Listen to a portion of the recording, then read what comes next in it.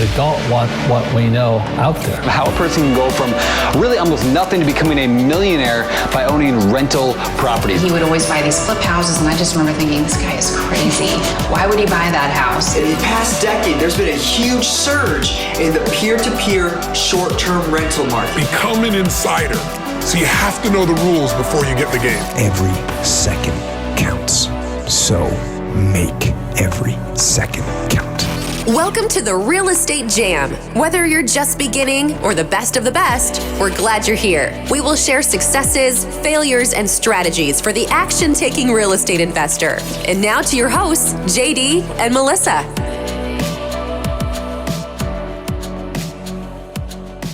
Hey guys, welcome to the Real Estate Jam podcast. I'm JD with my wonderful co-host, Melissa, and our trusty counterpart, skinny friend, Josh. Hey guys, thanks for making time to have a conversation with me today. It was tough, but we pulled it together. We did last minute. So we're wrapping up, and this is going to be the first episode of the new year, 2023.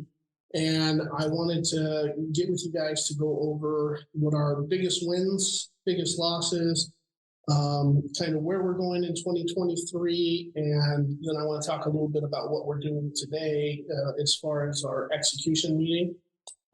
So I guess we'll start with Josh. Josh, what are your biggest wins and biggest losses this year? Well, my biggest win would be when we started the year, I was still working full-time in medicine and full-time in real estate. So I would moonlight medicine at night, then I'd wake up, take a power nap, then do real estate during the day.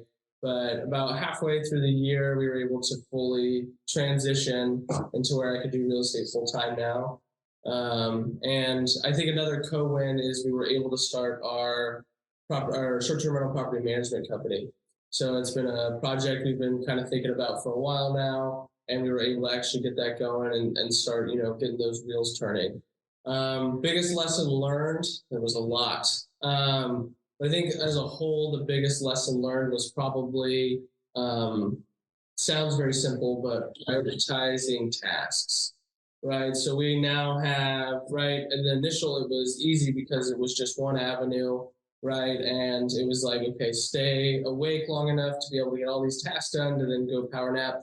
But now we're juggling 3, 4, 5 different businesses at a time, employees, tasks, marketing, lead acquisition, all the stuff. And so I think the biggest lesson I've learned is how important structuring your day is and structuring your priorities so that you're doing your highest value tasks in the longest majority of time. Yeah, that's great. That's really good. I think that's hard. It's easy when you're first starting out because you don't know what you don't know. So you only have one set of very limited scope of tasks that you're doing, and that's what gets you into the business, right? Just call everybody back that you're supposed to call back, find houses. And in the beginning of the year, it was so easy to, especially for buyers agents, we just throw a handful of properties out there, and 25 people wanted to put offers in on them.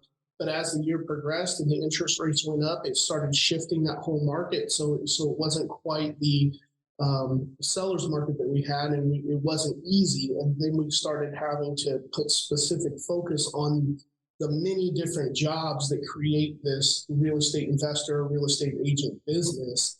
And I think you learned very quickly that it wasn't just about getting those tasks done. Not only do you have to do those tasks, you have to do the tasks that are going to allow you to do those tasks 3 weeks from now. I think that's a huge learning lesson. I think a big win, I don't want to overlook that, getting out of your W-2 job, being able to move into what you want to be doing full time. Now you're not a full-time investor, you're still a part-time investor, part-time real estate agent. Well, full-time really, but that's the goal would be to transition everything to passive income. I think we're well on the way. You've also grown a lot and learned a lot. And I think it's surprising. If there was a most improved trophy from our team, that would be going to you hands down. Okay. You didn't get a driver though. That was cool. That was a goal. I did get a different car though. Yeah, when you put 100,000 miles in your car, that'll do it. Okay, well, awesome. Melissa. So my biggest win this year, I think, was locking in 3 properties at the Margaritaville, the new luxury Resort. that they built or building in Panama City Beach.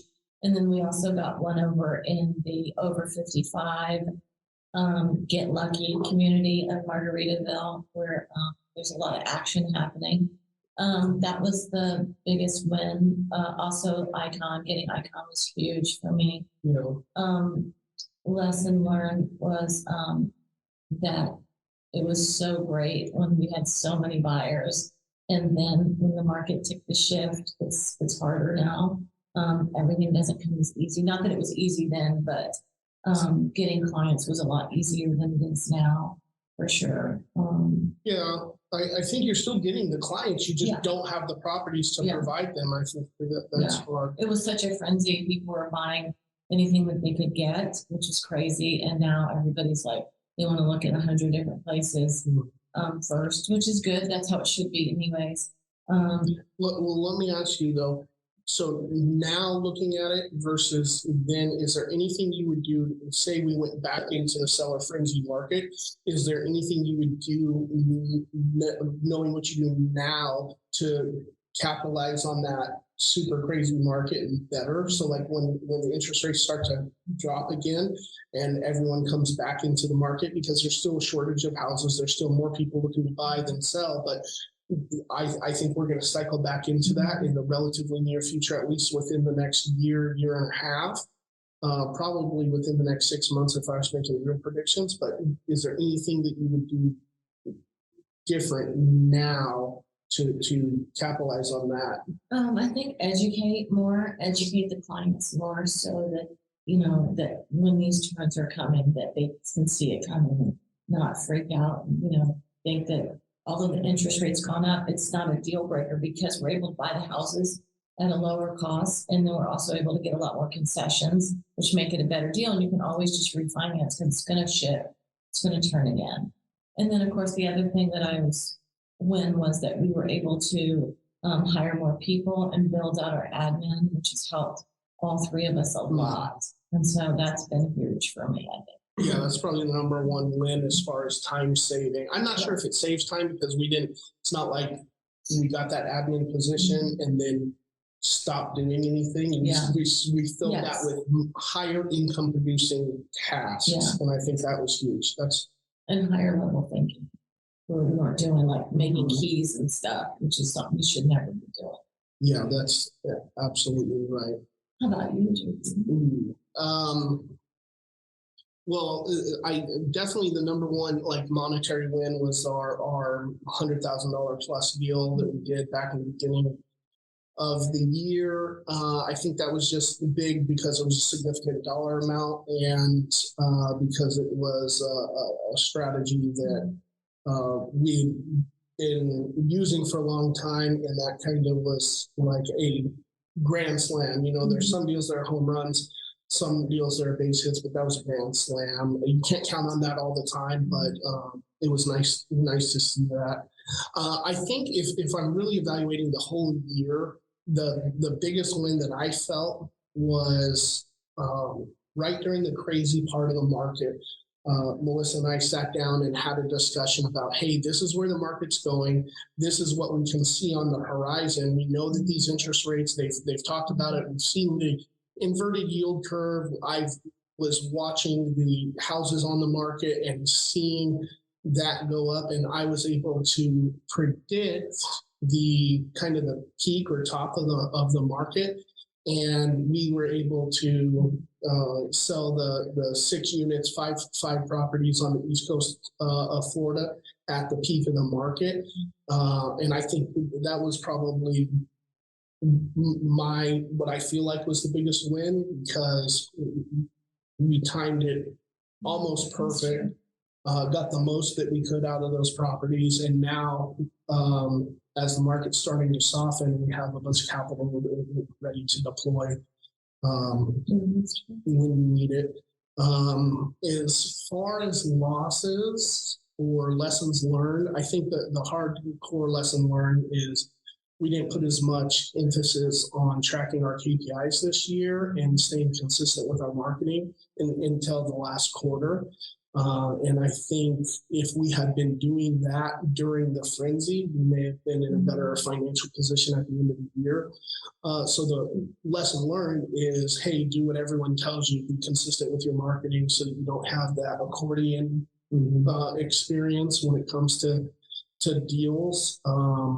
And then just keep fighting through. I also think that the lesson learned and we implemented the change is that we probably should have started our meetup immediately following COVID instead of letting it sit dormant for a while. But we've changed that. We've re-implemented our meetup the first week in January. We're going to have our second week in January. We're going to go back to having our monthly meetup. And I'm excited for that. I think there's a lot of benefit to having the meetup, but then also controlling it. I think is huge, at least for the investors in our local market. I think we're going to be able to provide a lot of value there. Yeah, that's pretty much it. Okay, so now today, what we're doing is sitting down. We had our goal meeting and our planning meeting. Now we're taking all of those goals that we put together last week from our different businesses and different companies, and we're breaking them down today and focusing on creating the actionable plan or how to execute that goal. Because really, a goal without a plan of action on how to execute it is just that. It's a dream, it's a goal. It just sits there and looks pretty, but you don't actually get it done. We need to come up with the actionable steps that help us move the needle forward every single day, every single week, every single month to achieve our goals. Now, we got some pretty big goals this year, and it's going to take consistent action on all three of us and our team in order to achieve those goals. And I'm really excited to get started with that. You guys have anything to add to that? No, I don't think so. All right. Well, we hope that you guys are getting a planning execution goal meeting. I hope that you take stock of your wins and losses this year, and remember that the only time failing matters is the last time you try. So did you like that? Oh yeah, that's me. Please quote me and attribute it to me every time. But we're super excited to see what's in store for everybody in the new year.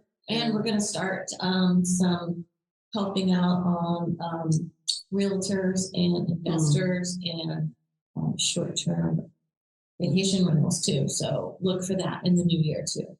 Yeah, absolutely. That's great. All right, guys. Thanks for joining me today. And we'll see you later. Happy New Year. Happy New Year. Thank you for listening to the Real Estate Jam. We hope you enjoyed today's episode. For more information, check out our website, therealestatejam.com, or find us on Instagram, Facebook, and Twitter at The Real Estate Jam. If you have any questions, feel free to drop us an email at therealestatejam@gmail.com. See you next episode.